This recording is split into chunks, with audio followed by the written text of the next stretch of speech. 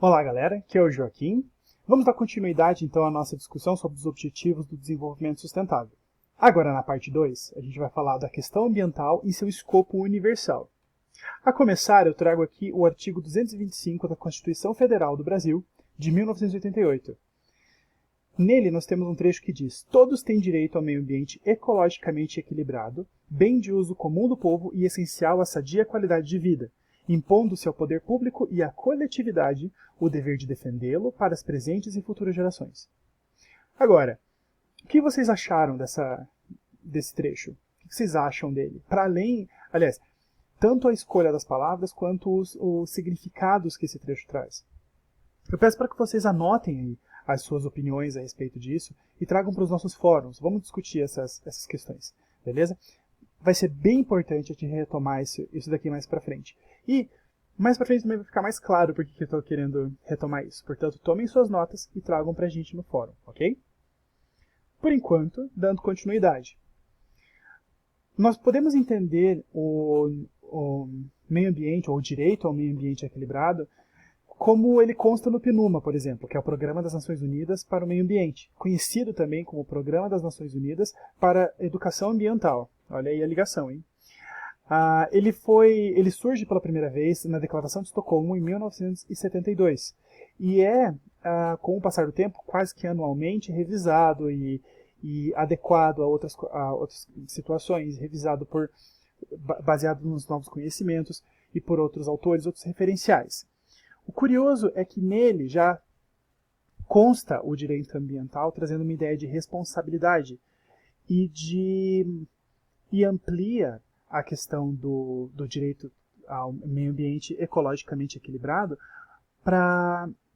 de um valor menor dentro de declarações para um direito universal, que nesse referencial teórico ele já se equipara a outros direitos fundamentais consagrados como liberdade e igualdade, já presentes lá na Declaração Universal de Direitos Humanos. Isso fica claro também com o princípio número 1, quando ele coloca que o ser humano tem o direito fundamental à liberdade, à igualdade e ao desfrute de condições de vida adequada em um meio cuja qualidade lhe permita levar uma vida digna e gozar de bem-estar, e tem a solene obrigação de proteger e melhorar esse meio para gerações presentes e futuras. Mais para frente, com outras declarações, o meio normativo apresenta esse meio ambiente e reforça ele como direito fundamental. E como direito fundamental, enfim, ponto. E passa-se a compreendê-lo então como um direito humano, certo? Dois referenciais interessantes para isso são tanto a Declaração Universal dos Direitos Humanos, como o protocolo adicional à Convenção Americana de Direitos Humanos em matéria de direitos econômicos, sociais e culturais. Apesar de seu nome gigantesco, ela é conhecida apenas como Protocolo de São Salvador.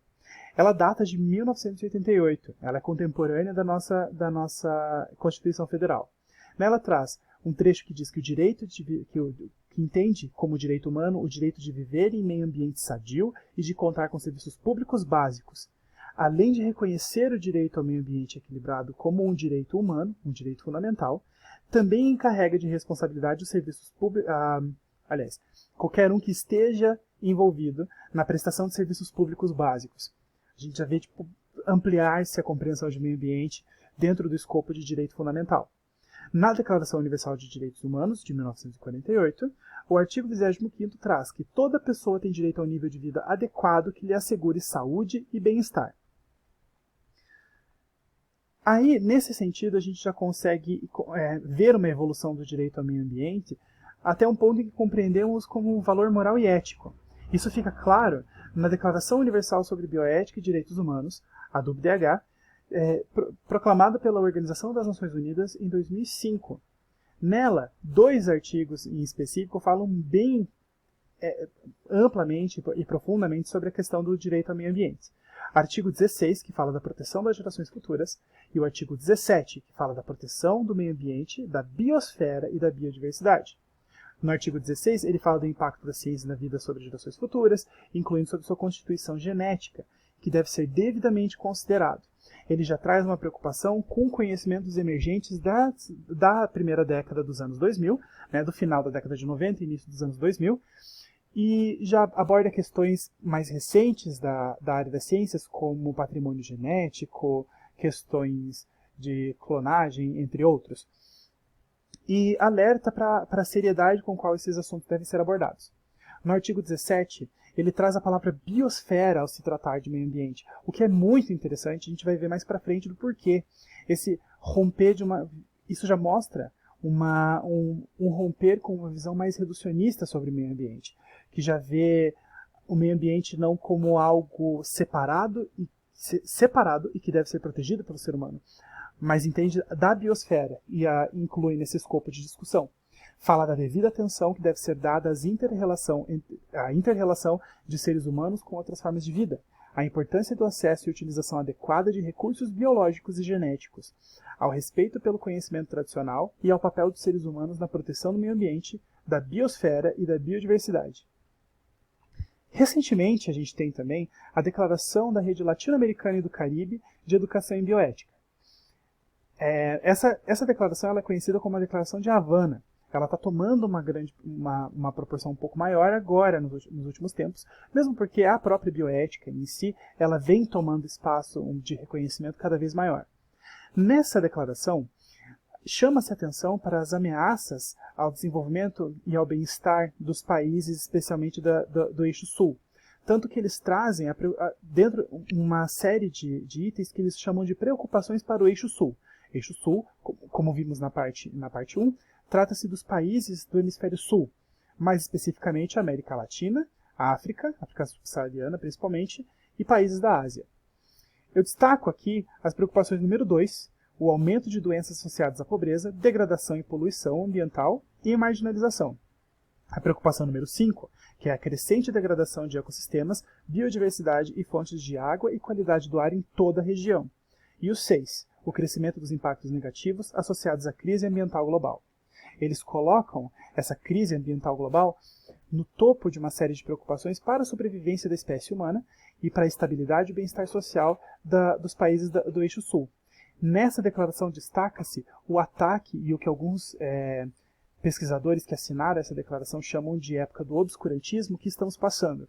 Ataques que vêm de partes que colocam algumas questões econômicas acima da própria questão social e do meio ambiente. Eles discutem de que já é evidente esse impacto do ser humano no meio ambiente e da importância que existe em se reforçar a autonomia dos países do eixo sul, a valorização local dos países do eixo sul, a proteção do meio ambiente a partir dessas ações e o fortalecimento das democracias no eixo sul. E linkam essa crise moral e política que os países do eixo sul estão sofrendo com a crise ambiental global, de tal forma que a gente pode compreender a Declaração de Havana como uma declaração sobre a crise moral global que a gente vive hoje.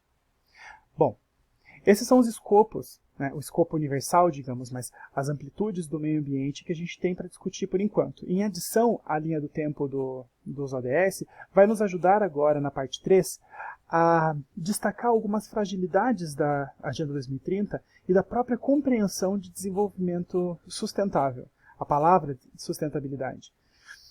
Então, como eu disse, no próximo momento, na parte 3, a gente vai debater sobre desenvolvimento sustentável, sobre a compreensão da Agenda 2030 e a mainstream, a principal, a popular, sobre desenvolvimento sustentável.